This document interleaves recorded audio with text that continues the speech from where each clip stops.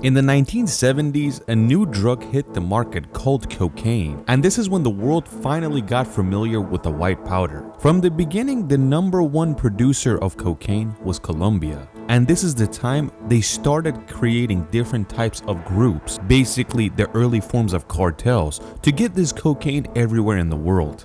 Especially the US, because it's the wealthiest nation that's close to them. Basically take cheap cocaine from the sea all the way to the US and sell it for insane profits.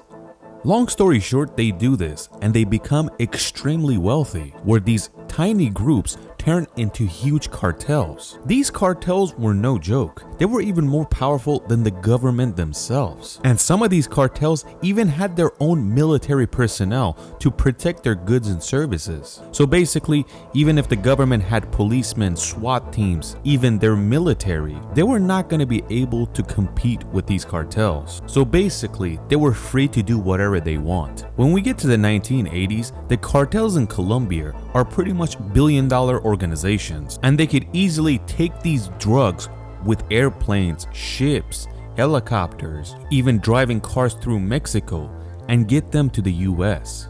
And since they were billion-dollar organizations, they had no trouble finding airplanes that could deliver the goods for them. But the longer this goes on for, different types of military and police, especially the Coast Guard, start to catch on and catch these drug traffickers on the way. This is when the cartel had to figure out another way to get the drugs to the US. The only thing that was remaining for them was underwater.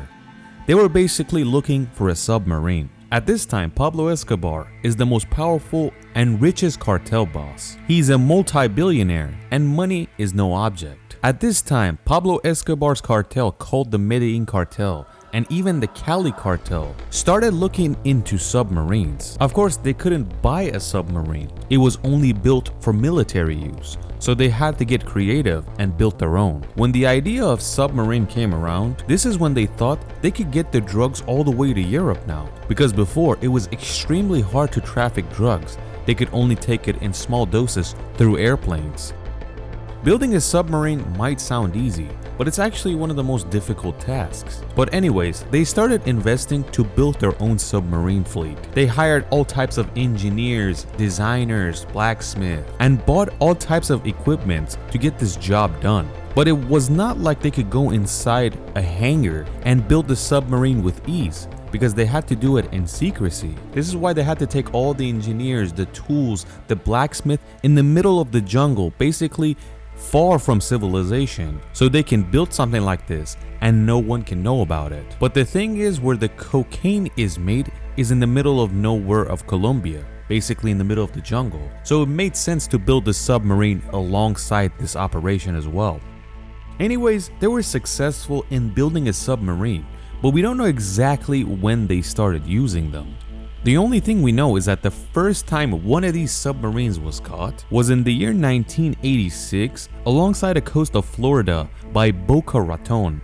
Long story short, the US Coast Guard finds an unregistered submarine and stops it. And when they actually arrest the men on board and look inside, they realize what is happening. These submarines are being used to smuggle drugs into the US. And this is when it became important for the Coast Guard to actually watch out underwater as well, because these cartels are getting creative. A few years passes and we get to the year 1991, when the Soviet Union collapses. When the USSR falls, there's all types of weapons, equipment in the republics that are no longer part of the Soviet Union. And since they have them and the governments are not properly formed yet, there is a way you could purchase some of these weapons. And this is when cartels, especially Colombian cartels, were interested in the submarines the USSR had. But the thing that made it more interesting was that most of these submarines ran on nuclear power. So they had a goddamn nuclear reactor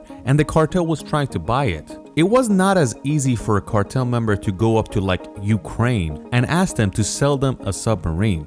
there was a way to this. One of the cartels finds a middleman named Leonid Feinberg, an Israeli Ukrainian that's living in Israel, but he says he can get the cartel a submarine. Feinberg said he's able to get one of these submarines, and the deal was if he gets the submarine, he will be granted $35 million. Feinberg went from Israel to Ukraine to make this deal happen, but a few months passes and it wasn't able to go through, and he came back empty-handed. But the thing was, a lot of weapons could be sold from these republics to other people, like AK-47s, even tanks.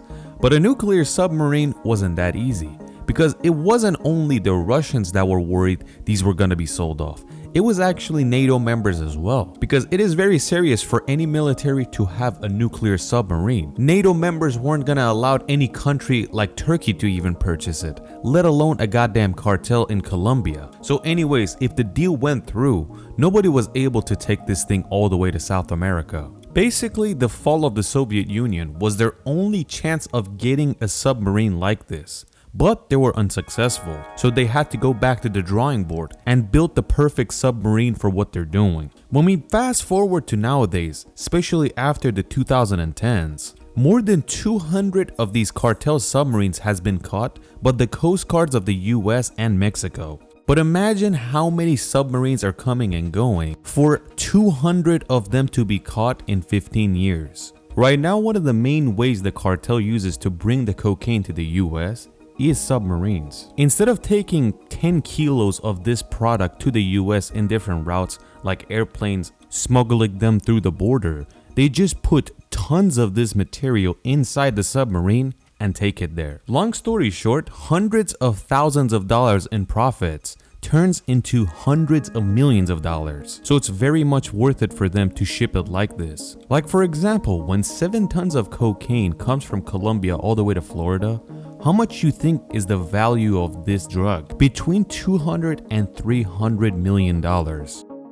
The man you're seeing in the red shirt that's arrested is named Oscar Moreno Ricardo. He was arrested in 2022 by the Colombian police. The Colombian police called Ricardo the king of submarines. What they're saying is that Ricardo was behind every single submarine that was built and operated by the cartels. So he was the manager that made it all happen. It was because of Ricardo that many of these locations that were made to make submarines were caught. They realized that the jungle they choose is next to a river system that connects to the oceans. So basically, in the middle of the jungle, they're building these submarines, and whenever it's ready, they float them out into the river and finally make their way into the ocean. And since you're in South America, there's a whole lot of types of river systems that lead to the Atlantic or Pacific, but most of the time, they go to the Atlantic. And since these river systems pass in places where there's not a huge population, nobody notices that this is happening. One of the cheapest versions of submarines that the cartel use are these things,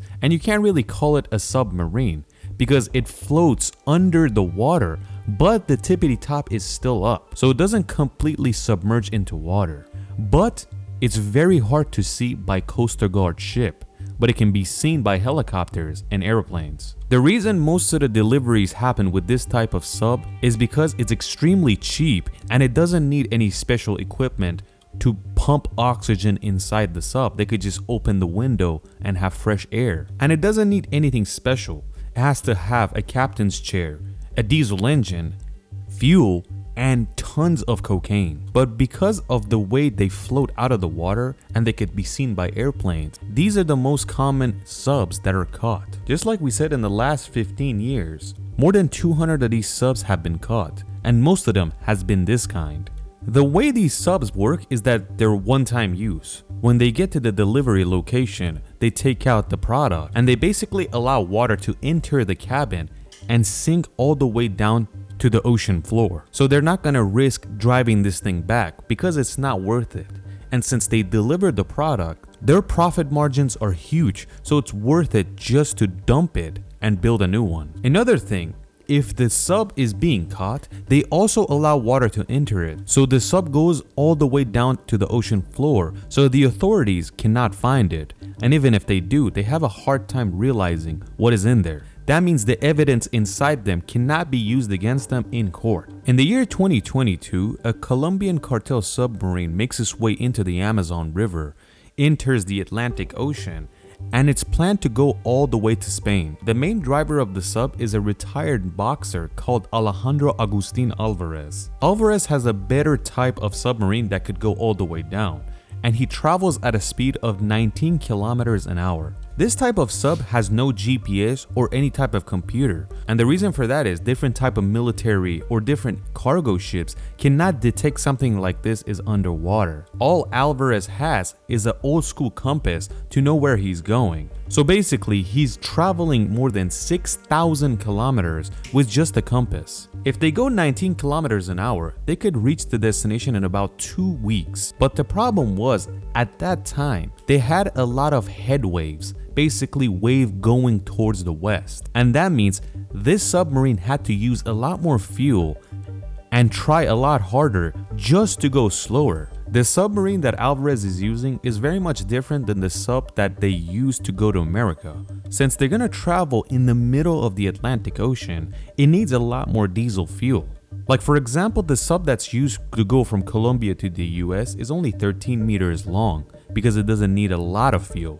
But the ones that go to Europe are more than 20 meters long, and all that length is added to have a bigger fuel cell. Alejandro Alvarez is taking 3 tons of cocaine, which is much less than the product they take to the US. And just like we said, the reason for that is they need a lot more room for fuel. But the price of product in Europe is much more expensive than the US. So basically, it's worth it for them in the long run. In this submarine that's supposed to travel for weeks, it has no toilet. It doesn't have any foods other than nuts and some dry food. So where did they go to the bathroom?